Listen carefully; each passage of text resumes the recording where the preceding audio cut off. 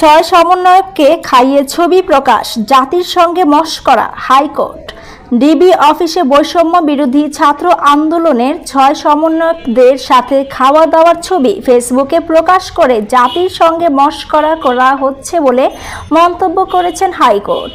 সোমবার 29 জুলাই রাষ্ট্রপক্ষকে উদ্দেশ্য করে ইসলাম ও বিচারপতি SM মাসুদ হোসেন দোলনের হাইকোর্ট বেঞ্চে মন্তব্য করেন। রোববার 28 জুলাই ওই সমন্বয়কদের সঙ্গে এক টেবিলে বসে নাস্তা করার কয়েকটি ছবি পোস্ট করেছেন অতিরিক্ত পুলিশ কমিশনার মোহাম্মদ হারুন-অর রশিদ। আর পরেই শুরু হয় বিতর্ক। এর আগে ছাত্র আন্দোলনের 6 সমন্বয়ককে নেওয়া হয়েছে ঢাকা মহানগর গোয়েন্দা ডিবি কার্যালয়ে।